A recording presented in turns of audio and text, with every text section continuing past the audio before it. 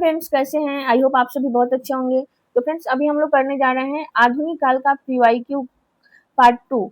यदि इसका पार्ट 1 आप लोग नहीं देखे हैं तो जाकर के जरूर देख लेंगे, क्योंकि उसमें भी बहुत सारे मोस्ट इंपॉर्टेंट क्वेश्चन है। सारे क्वेश्चन किसी न किसी आरपीएससी एग्जाम में आए हुए हैं। तो 80% क्वेश्चन जो है फ्रेंड्स यहीं से बनने की संभावना है। तो यदि अभी तक आप लोगों ने उस क्लास को नहीं देखा है तो जाकर के जरूर देख लें। चैनल को सब्सक्राइब नहीं किया तो चैनल को सब्सक्राइब कर दें। क्लास में लास्ट तक जरूर बने रहेंगे फ्रेंड्स। हमारा पहला क्वेश्चन है, यानी ये क्वेश्चन हम आप लोगों को कमेंट में आंसर देने के लिए दिए थे। यदि आप लोग आंसर दिए हैं तो बहुत बढ़िया, नहीं दिए हैं तो कोई बात नहीं, मैं इसका आंसर बता रही हूँ। भारतेंदु हरिश्चंद्र ने किस वर्ष कवि वचन सुधा पत्रिका का प्रकाशन प्रारंभ किया था, जिसे आधुनिक हिंदी पत्रकारिता का प्रस्थान बिंदु माना जाता है?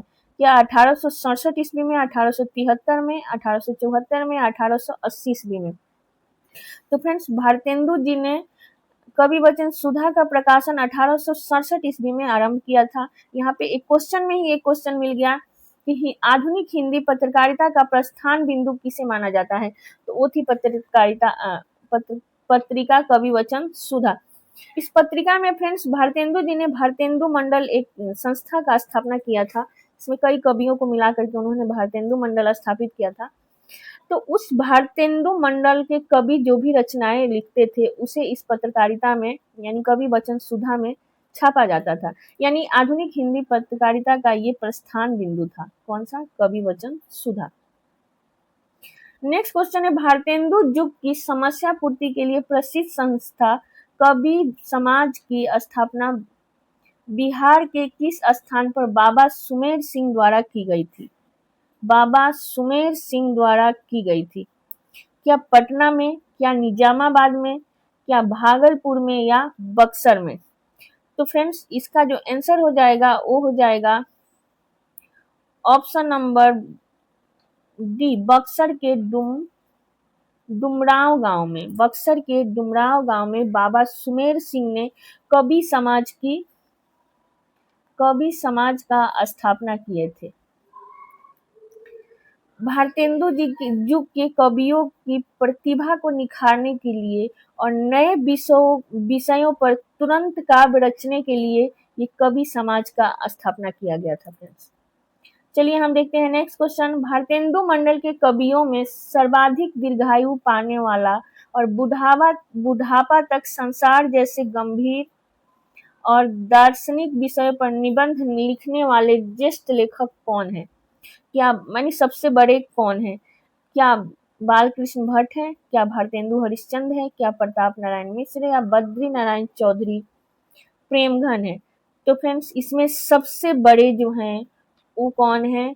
बालकृष्ण भट्ट। इनका जन्म जो है फ्रेंड्स 1844 ईस्वी में हुआ था और 1844 से 1914 ईस्वी तक रहे।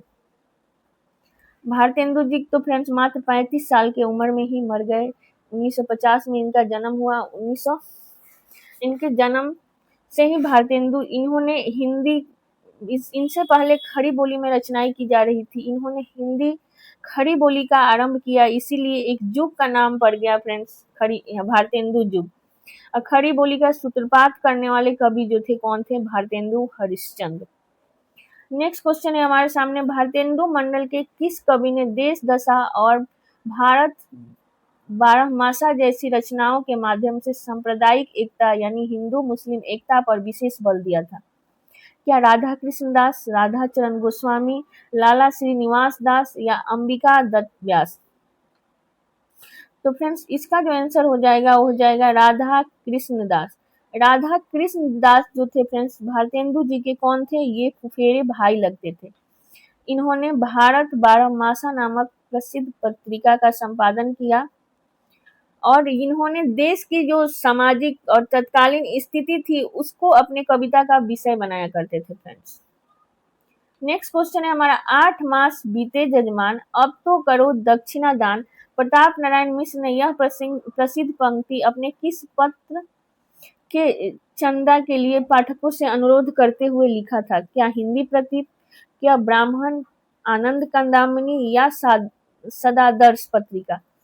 तो फ्रेंड्स ये जो पंक्ति है ये ब्राह्मण पत्रिका के लिए प्रताप नारायण मिश्र ने लिखा था। ये पत्रिका फ्रेंड्स कहाँ से निकलती थी? ये निकलती थी कानपुर से।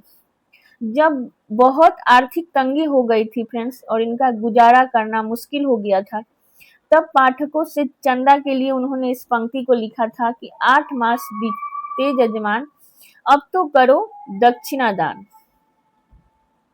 नेक्स्ट क्वेश्चन है, भारतेंदु हरिश्चंद्र ने के निम्नलिखित मौलिक नाटकों में से कौन सा नाटक एक प्रहसन है जिसमें टक्का सिर भाजी और टक्का सिर खाजा के माध्यम से तत्कालीन समाज की मूर्खता पर तीखा व्यंग किया गया है? क्या विस्मय, विस्मौसधम, सत्य हरिश्चंद्र, अंधेर नगरी और वैदेही हिंसा, हिंसा न भवती? तो फ्रेंड्स इसका आंसर होगा अंधेर नगरी।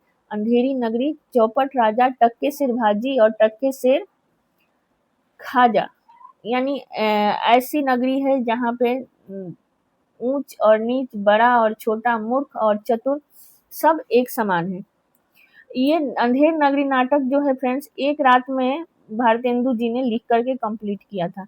और ये कब लिखा गया था? 1881 ईस्वी में। ये भारतेंदु जी का सबसे लोकप्रिय प्रहसन है, यानी सबसे लोकप्रिय जो है नाटक है। हास्य नाटक है, पढ़िएगा, बहुत पतली सी है, बहुत मजा आता है पढ़ने में। कि एक राजा है जहाँ पे एक महंत जी जाते हैं एक राजा की नगरी में, जहाँ दो अपने शिष्यों को लेकर के जाते हैं।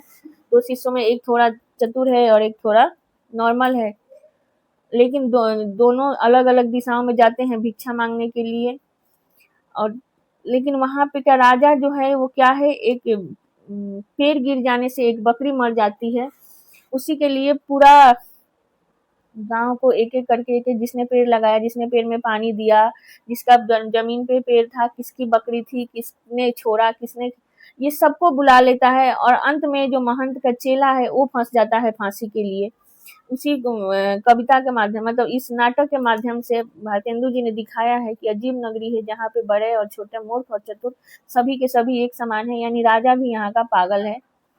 तो यानी अंधेर नगरी टक्के सिर भाजी है, टक्के सिर खाजा, वहाँ पे सबको एक समान, एक दृष्टि से तौल दिया जाता है। बड़ा और छोटा, चतुर और मूर्ख में कोई भेदभाव नहीं कर रहा है। इसलिए आपको जब भी टाइम मिले पढ़िएगा, बहुत अच्छा है ये अंधेर नगरी प्रहसन।